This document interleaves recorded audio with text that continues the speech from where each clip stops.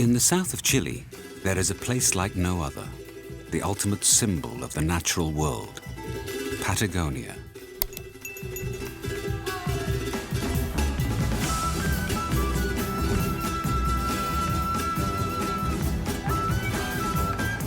This environment, with its harsh, hostile climate, is home to abundant and unique wildlife. But that hasn't always been the case.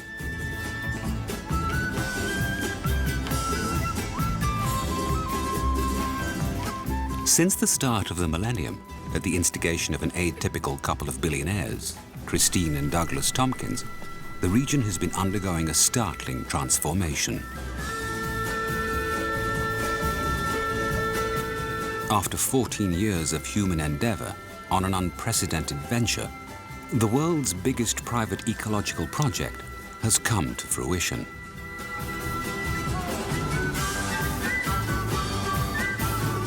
And Chacabuco Valley thrives once again at the heart of one of South America's last great wild landscapes.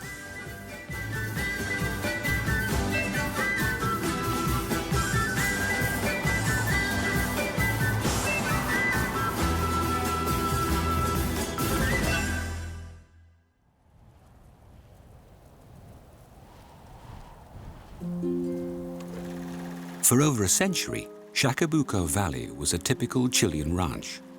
Over the years, more and more fences went up, and the herds of cattle kept increasing in size. Meanwhile, wild animals were systematically slaughtered for their meat or their hide, or because of their negative image. As the wild fauna disappeared, overgrazing destroyed the grass and plants. Barely 15 years ago, the area was totally barren, the vegetation giving way to dust. But at the end of the 1990s, the region's luck turned. Douglas and Kristine Tompkins, the founders and directors of the North Face and Patagonia brands, took a huge gamble. Guided by their love of Patagonia, where they had been traveling together for years, they chose to give up the business world and turn their attention to the environment. Through their foundation, they acquired hundreds of thousands of hectares of damaged land with one idea in mind: to return it to its natural state through the creation of a national park, which would be restored to the public domain. In total, they bought, restored, and protected over 850,000 hectares, a surface area the size of Corsica. Despite the tragic death of Douglas in 2015, Kristine continues to push on with the project, because the creation of Patagonia National Park remains their biggest undertaking to date. Doug discovered it in 1992, and I came here for the first time in 1993, and I began to see that there was something very special about it. It came up for sale, so we decided to go for it in terms of conservation. That's how we got started. This valley was completely overgrazed. It was down to the dirt. The work that has to be done to create a national park is a very long list. You have to build a team that is the transition team from ranch to park. You have to manage it as a ranch. You have to start taking fences down. So there's a lot of juxtaposition between the old use for this land, which was the ranch, and the new destiny for the land, which was a national park. A lot of people ask us why we acquire these lands, build these points of infrastructure, and then we give it all away back to the country. But we have seen that over the long term, the health and welfare of these landscapes and species is better served within the public good than the private. Institutionally, legally, the best shot you have is to create national parks. And we believe that it's a democratic act because these parks belong to everyone.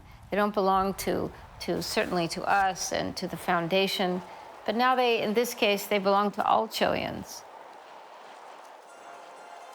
The landscape surrounding Chacabuco Valley is incredibly rich, straddling Chile and Argentina and cut in two by the Andes Cordillera. Patagonia is an ecological region like no other.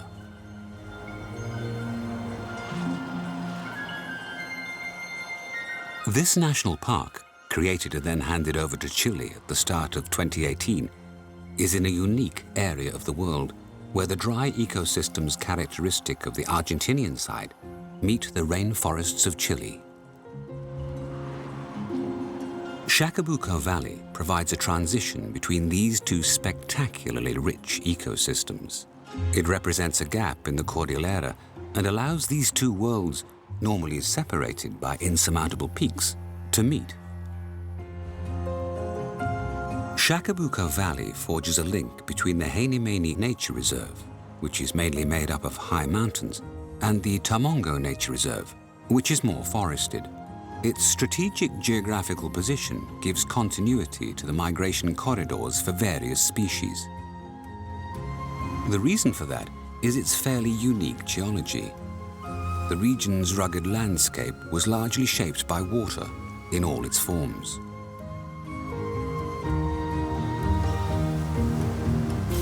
Long ago, an ice cap covered the majority of the region. You can still see traces of it today, scattered here and there.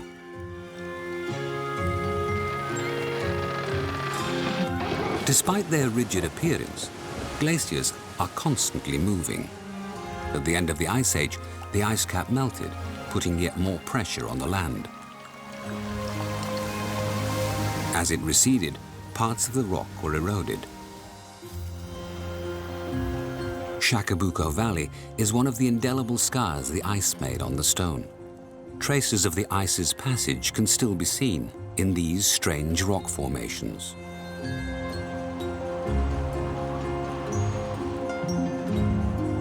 Wind, rain, and snow finished off the erosion of the peaks.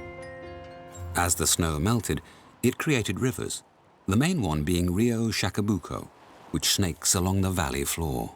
Sweeping up any remnants of the melting ice cap, it gradually filled the path that had been dug.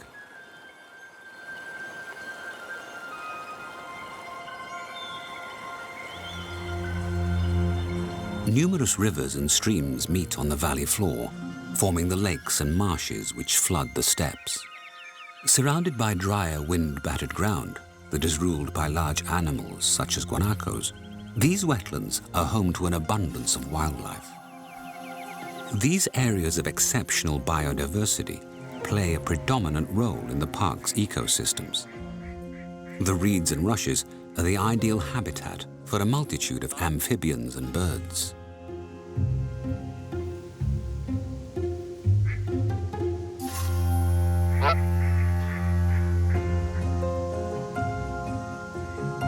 Some of the species which were becoming rare, such as the common snipe or the black-necked swan, are thriving once more.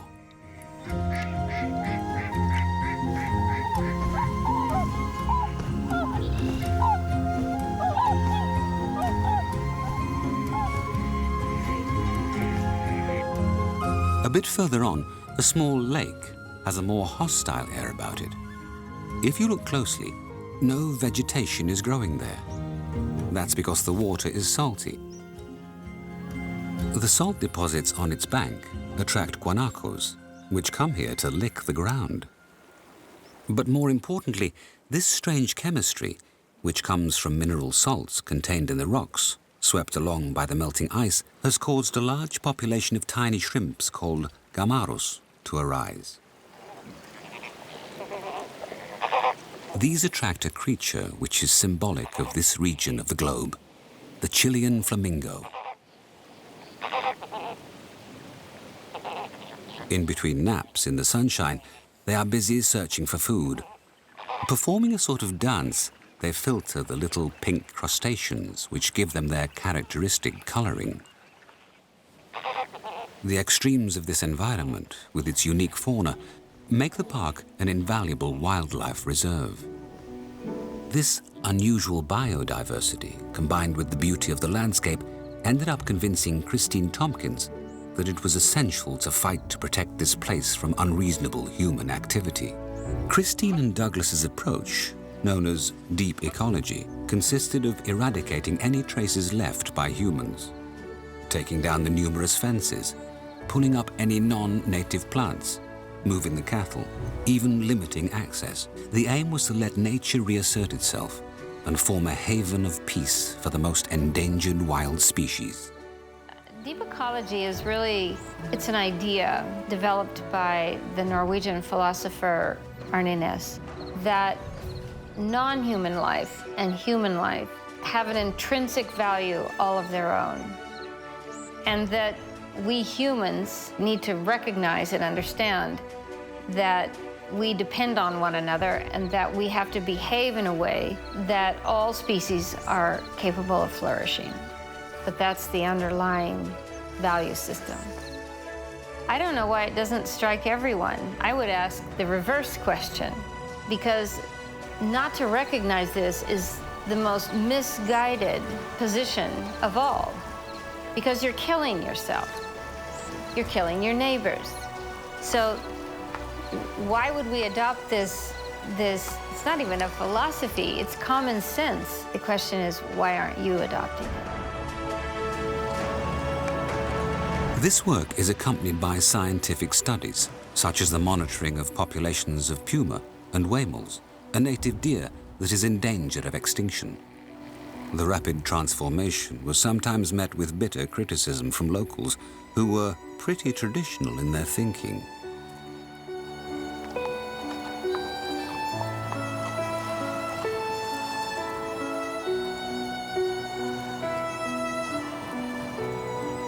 Over time, there's been real concern locally. They were concerned about us not killing pumas, as the pumas had been systematically reduced over time because of the predator-prey conflict. And they called this the puma factory. More recently, as the grasses have begun to come back because we took the livestock off, there is a kind of disillusionment that these grasslands are improving and the grasslands outside the park aren't necessarily doing so because they're still being grazed. I was born and raised on my great-great-grandfather's ranch in California. I am from a ranching family. I understand the love of the culture surrounding ranching. And I understand why some people are in a disagreement with this. Some people say, oh, you've taken this ranch out of production. And I always say, no, that's not true. We have changed what it's producing.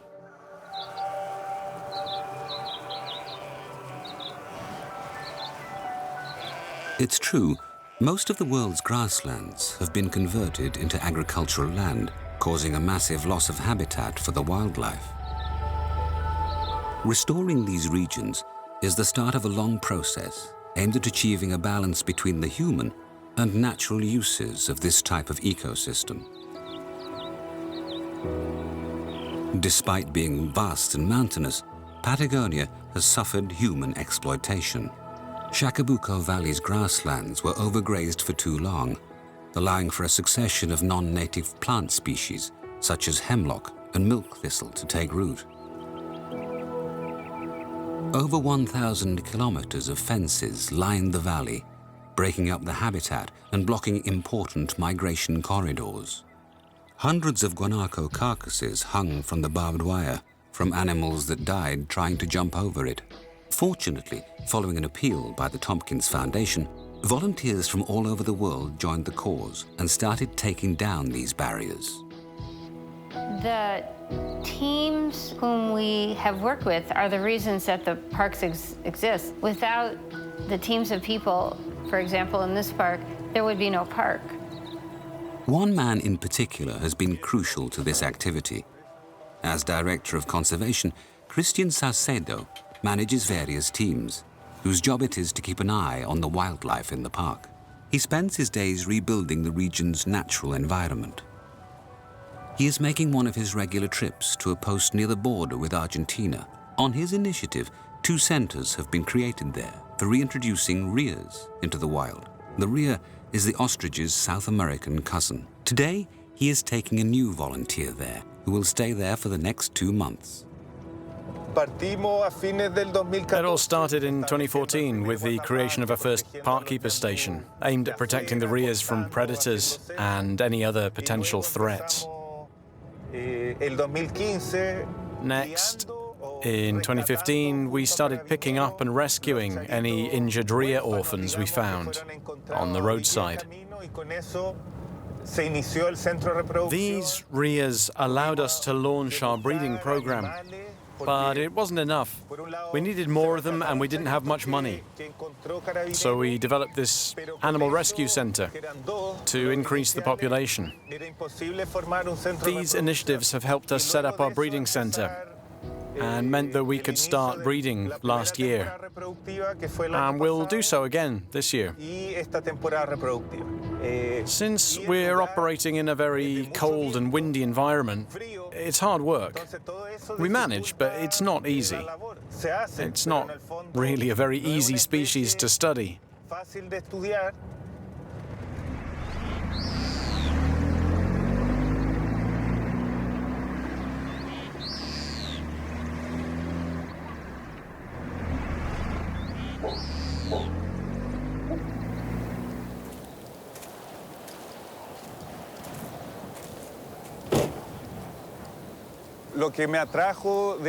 What motivated me at the start was the possibility of creating a national park.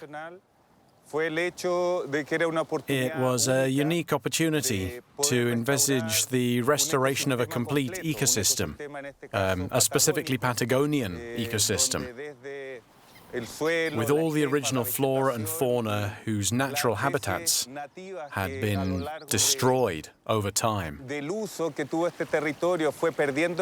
was about giving this land the opportunity to resume its initial evolution,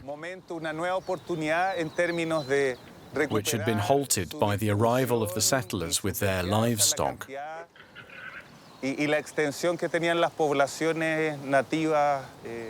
Anteriormente, antes de la llegada del colonizador ganadero.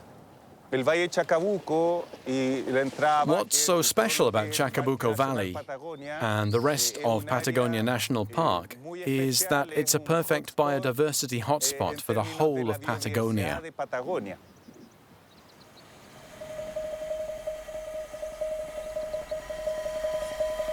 Thanks to the sustained and painstaking work of Kristine and his teams, nature was quick to reassert itself on the park's plains and can once again be admired in all its diversity.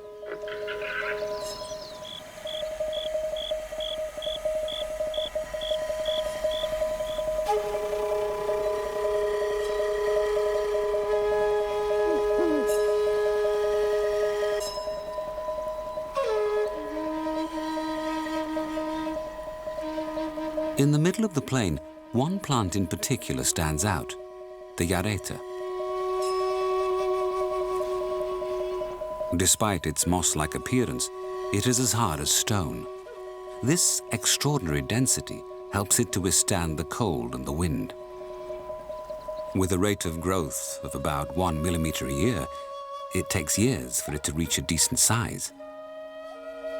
But the yareta has time on its hands, because it can live to be 3,000 years old. Now a protected species, it almost disappeared, since in addition to being occasionally used in medicine, it was collected for firewood, because of its heat-giving properties, which are similar to those of coal.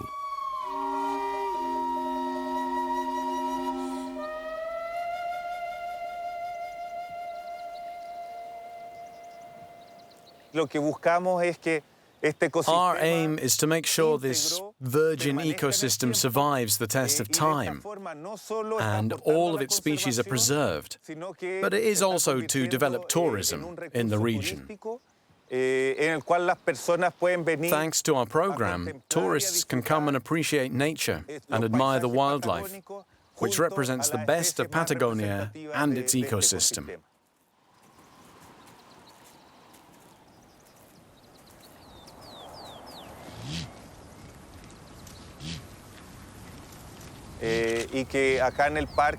This park is one of the few places in the world where it's possible to observe all of the species that are native to Patagonia, such as condors, rheas, foxes, guanacos, and huemuls.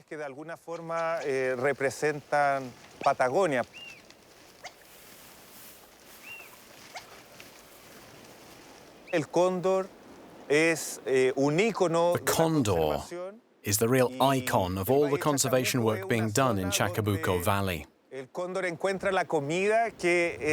Condors feed off guanaco carcasses that have been abandoned by pumas, thereby perpetuating the age-old interactions that unite these three species.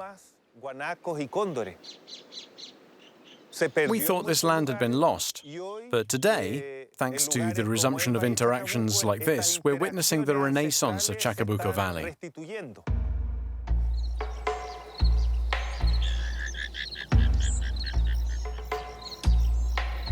Once found all over the Chilean prairies, guanacos became the victims of an unspoken extermination that was similar to that of North American bison.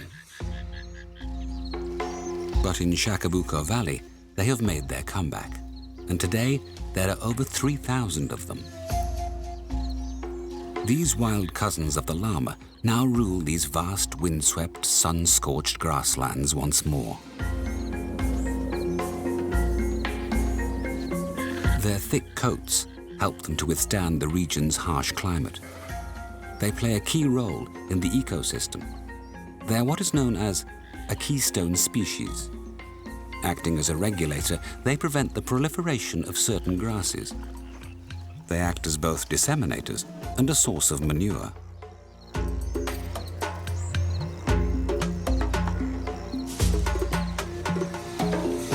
It is the start of summer, so the young, known as chulengos, are frolicking around their parents, guarded by sentries posted on surrounding peaks to keep a lookout for the slightest hint of danger.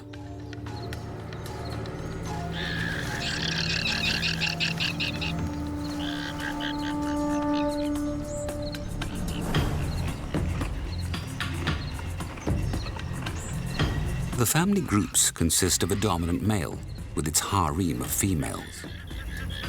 The young are tolerated until they become adolescents, but once they reach a certain age, they are dismissed without further ado.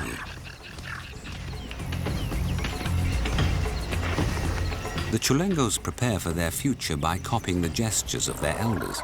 At their age, these games have no real consequences. But the adult males have long, sharp teeth, which they have no qualms about using to inflict terrible wounds.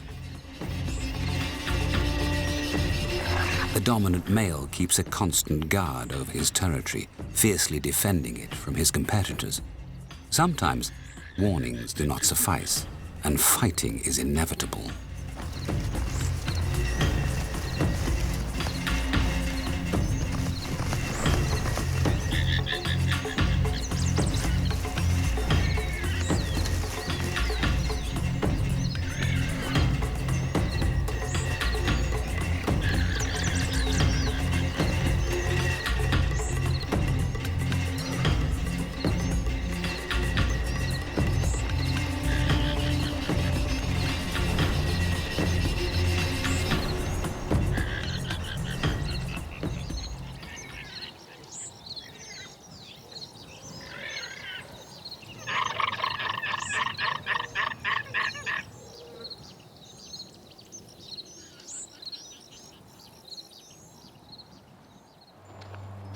This old male guanaco has finally died, exhausted from a lifetime of combat.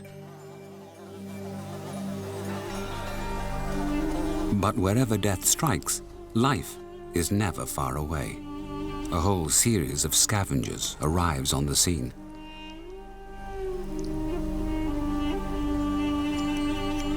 The caracaras are the first to come and squabble over the carcass.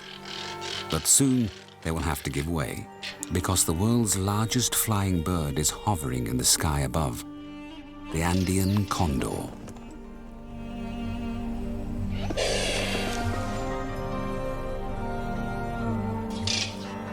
At 1.2 meters tall, with a wingspan of 3.5 meters, it easily dominates this small fry. This majestic bird has become very rare.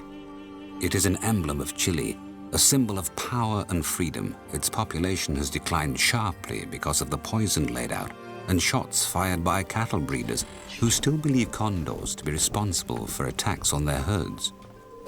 But as impressive as they may look, Andean condors are vultures. Their bald heads allow them to dive into carcasses to fish out the entrails.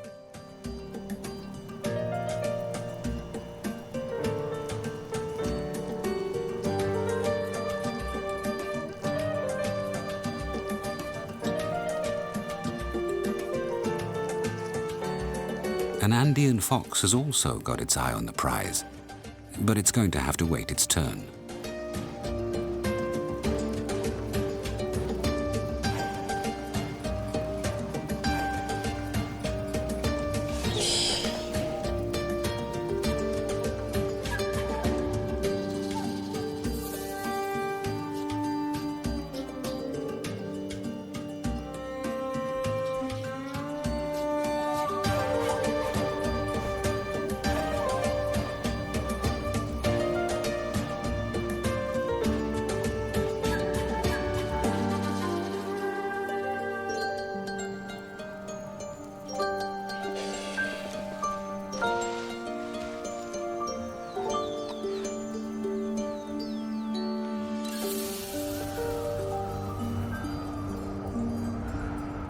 Meanwhile, in the herd of guanacos, life goes on.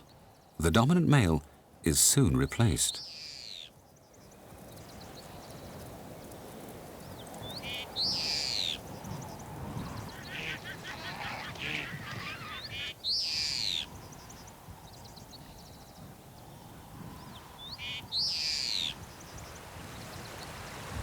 Igual está tibio ahora. Kristine Saucedo is somebody we met before we started this project. He was working with the huemul deer in Tamango, what used to be a separate national reserve from this park. And when we bought Valle Chacabuco, we specifically went and looked for him and asked him if he would become the director of conservation here. So he really has been at the ground floor and essential for everything that has to do with wildlife. We had this special situation. We had a species here that's going extinct, the huemul deer, but we also wanted to bring the puma population back up and the foxes back up. So you have these natural conflicts in really keystone species. And Kristine is the architect of all of that. So he's really central to not only what's happening at this park, but what's happening with these species elsewhere. So yeah, he's an important guy. To support Kristine Saucedo in his work, employees from the former estancia have stayed on, despite the valley's transformation.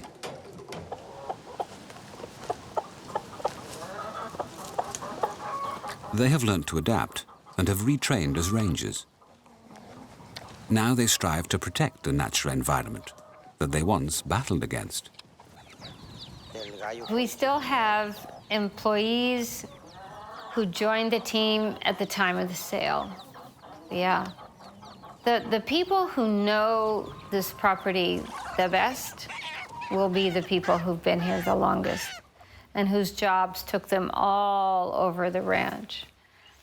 So Don Daniel, working very specifically in the high population huemul areas. Don Arcilio, who's working with pumas. Those are people who know this place like the back of their hand. And they have jobs that are somewhat similar, but completely sort of turned on their heads and toward different goals. Can't do this without people who are willing to work in very difficult circumstances, to live in really isolated places. So you have to want to do this. If creating national parks were so simple, there'd be a lot more people doing it. Not all of the old posts were abandoned. Some of the most remote posts are now used to keep an eye on this vast territory. Arcilio Sepulveda is one of these redeployed gauchos. Once a puma tracker, he is now in charge of watching over the park's population of these impressive wild cats. When the park first opened, he would go off for several days with his hunting dogs to track the pumas and capture them so that they could be fitted with GPS collars. These exhausting and dangerous missions almost always took place in winter, in the snow.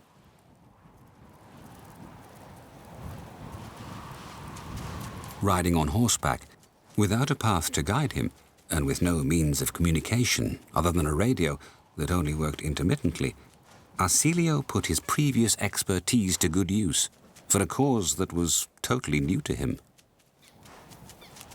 I didn't used to take any interest in pumas.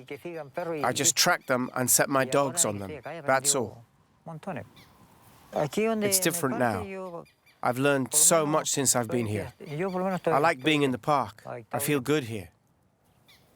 The salary is better and we get our clothes washed and so on.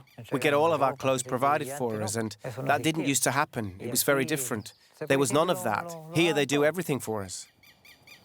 I think there are more pumas now than before, because before, what used to happen was the majority were tracked. We chased them away. The best case scenario was that we didn't shoot them, but we set the dogs on them to chase them away.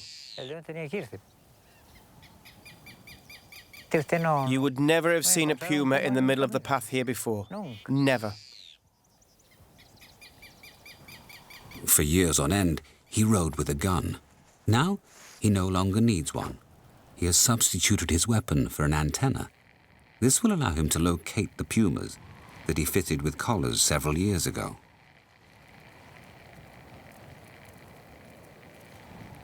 With the return of the grasses and the pulling down of fences, herds of guanacos soon built up again, providing abundant foodstuff for these super predators. After 14 years of monitoring them, we now know that, thanks to the return of these herbivores, there has been a marked increase in the number of pumas here, and they are once again playing their part in the natural selection of guanacos. By killing those who are sick or weak, they are contributing to the overall good health of the guanaco population in the park. At the end of the day, we're responsible for what you see here. We need to monitor everything and trust our instincts. We need to keep an eye on the guanacos and monitor how many of them are killed by pumas. My boss, Don Kristine, has entrusted that job to me.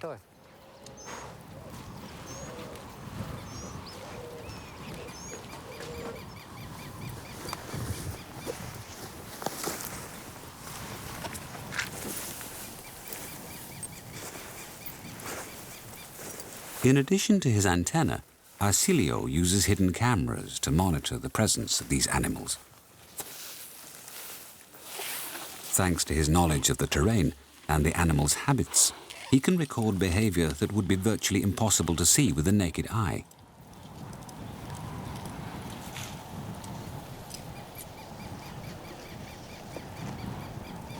He places his cameras in strategic places and then comes back to collect them several days later.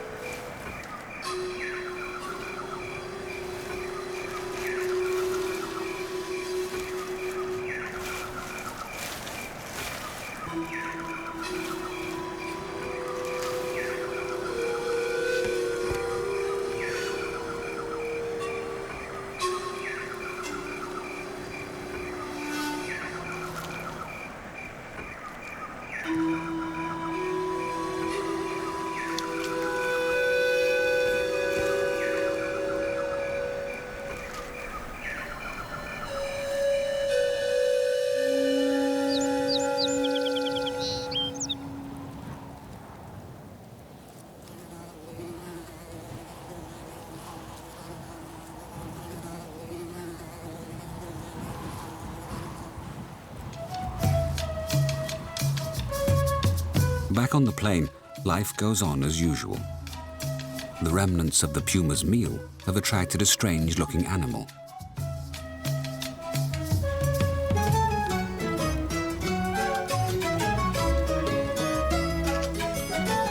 With its supple yet robust carapace, protecting it from predators, the big hairy armadillo is nonchalantly scuttling about in search of food under the watchful eye of other local inhabitants.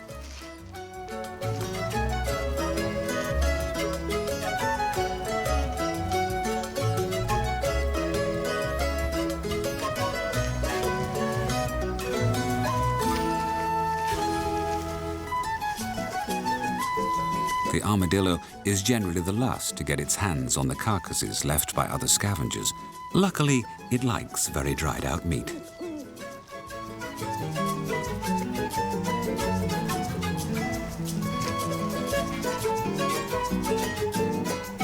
Once it has finished its mouthful, the armadillo scuttles off to explore its territory in search of insects and other larvae, which it will unearth with the help of its powerful claws.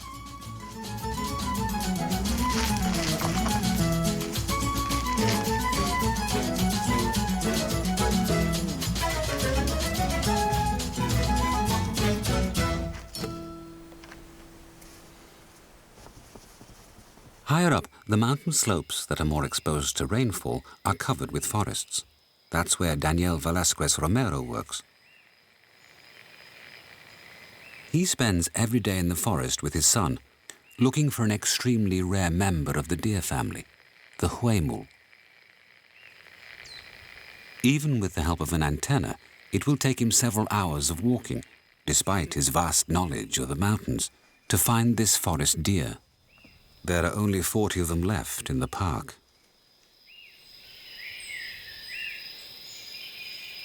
In the undergrowth, a kind of lichen that resembles a beard covers the tree trunks and is proof of just how pure the air is in this region.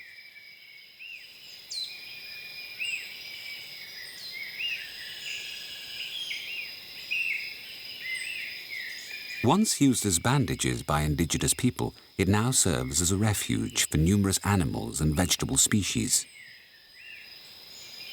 The forest is mainly composed of 3 native species of beech tree and a wide diversity of vascular plants that are essential to the survival of native wildlife. This exuberant environment makes it the refuge of choice for birds.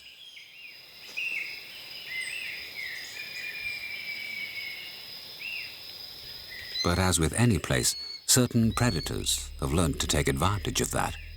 The Chilean hawk haunts these woods.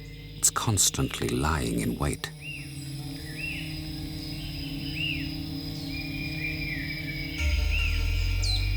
It's just a matter of choosing the right prey.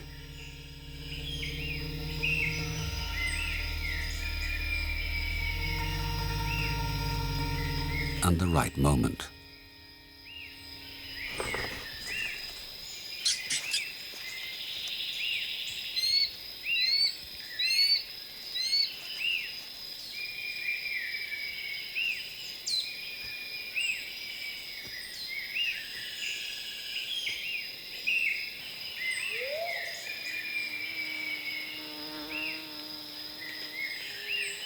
I am a park keeper. I assist with the huemul project. I came here in 2006. I've devoted the past 12 years to looking after this animal. The aim of the project is to increase the population, but also to study its distribution and way of life.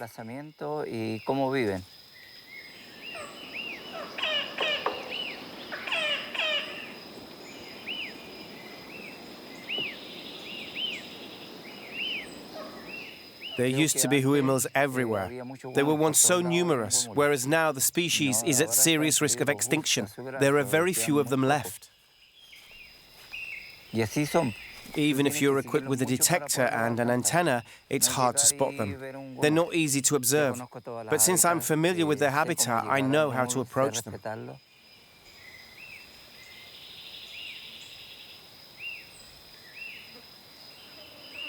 It's possible to spend time with them, but in order to do that, you have to respect them, give them space and leave them in peace, giving them the chance to move away if they want to. If you do that, you can follow them around all day.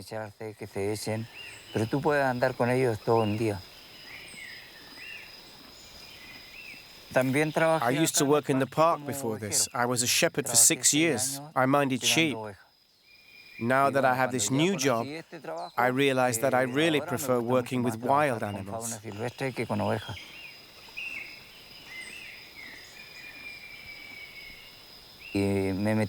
I've got to know the huemul over the years. I used to be a guide, but then I developed a passion for this animal and joined the project. This is an exceptional project. It's unique. In terms of longevity, there is nothing like it anywhere else in the world. The project was initiated in 2000. That means that we've been studying the huemul here in the park for 18 years.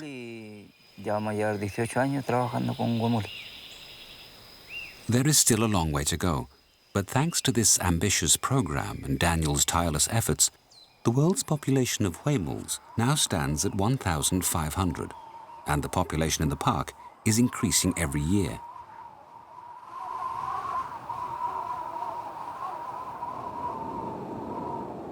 On the other side of the forest, the high winds and scarce rainfall mean that only dry, spiny shrubs will grow.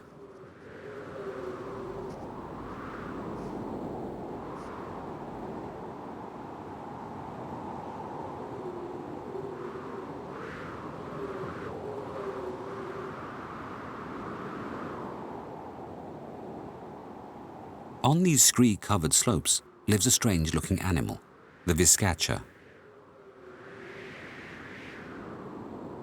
This large rodent cousin of the chinchilla divides its time between snacking and sunbathing, but in nature, danger is never far away. On the cliff top opposite, an imposing silhouette has appeared. It's a black-chested buzzard eagle.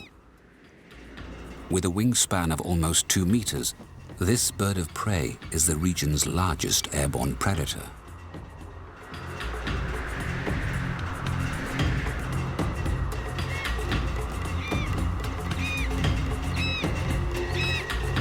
And it has spotted the rodent.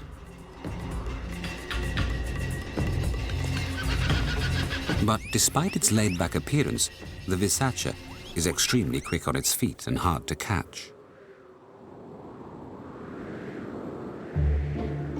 Confident that her shelter is secure, this mother can quietly carry on with her day.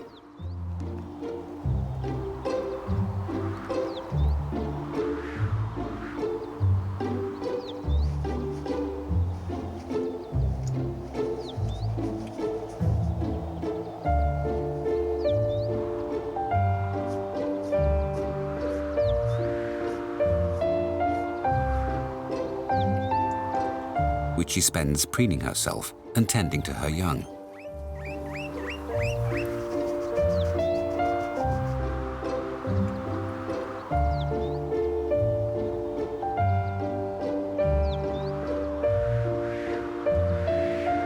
The buzzards have a mouth to feed as well. Luckily, a sheep from a neighboring ranch has succumbed to the region's harsh climate and will serve as manna from heaven for this family of vultures.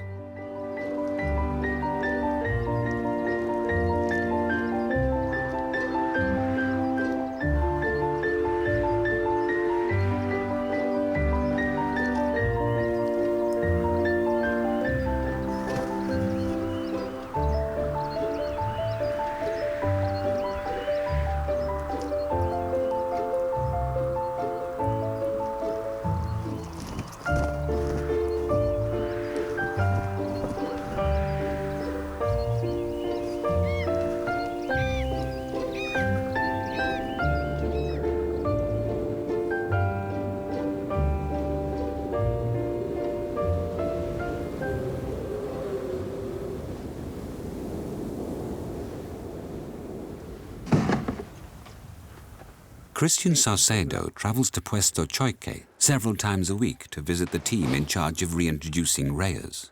He uses the opportunity to take them food and other supplies. Situated in the middle of the plain, the center is over 80 kilometers from the nearest village, and the path is almost impassable.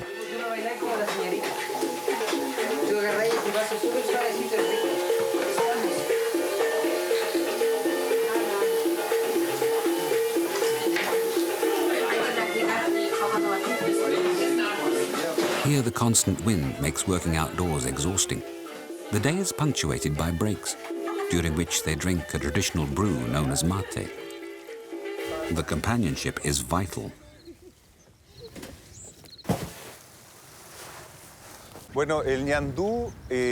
As far as the rhea is concerned, despite it being fairly widely distributed, the numbers have been decreasing. This sharp decline is the result of actions taken by humans, made all the worse by all the fences which act as impenetrable barriers. The rheas that fail to cross them get cut off from the group.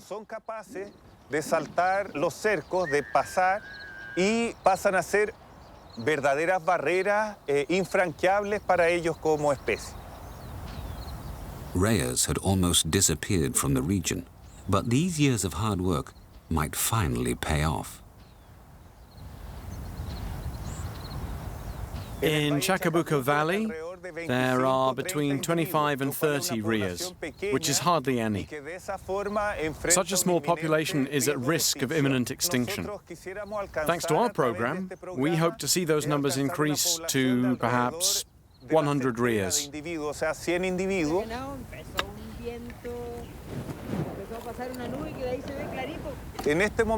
We are about to embark on our second breeding season. It's an important moment because all the rheas which have been with us for a year are going to be released into a pre-release flock. It's an interim stage before they are released into the wild. This pre-release flock will be exposed to predators, such as the puma. It's a risk, but it will allow us to see how the rheas will react to predators under real conditions.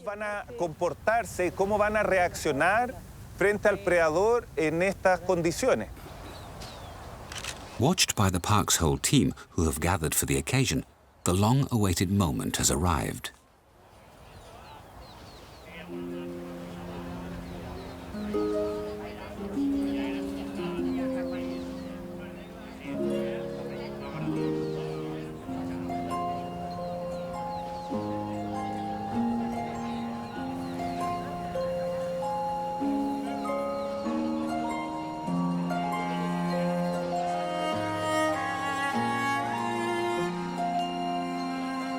It's a timid start to life in the wild for these young rheas. But no doubt they will find their way in this vast Patagonian landscape and contribute to the rebirth of this iconic species. As has been shown with these majestic animals, the ongoing transformation of Patagonia National Park is an almost total contrast to the general trend in our world. This is the most rapid expansion of Chile's national parkland in 50 years. Today, the parks make up over 20% of the country's surface area. Thanks to the actions of passionate men and women like Kristine and Douglas, and the teams working alongside them, nature is reasserting itself and looking to the future once more. Well, my own future, I hope to be doing this until I drop dead or go gaga. So this is my life. I intend to keep going. And I doubt that it'll happen in my lifetime. But I do hope that through crisis, which is too bad, but also strength and ideas, you begin to see human societies turn this long, hard corner around greed and hubris and find themselves very happy and fulfilled while they live in balance with nature. It's not a big dream, it's just a difficult one. That's it.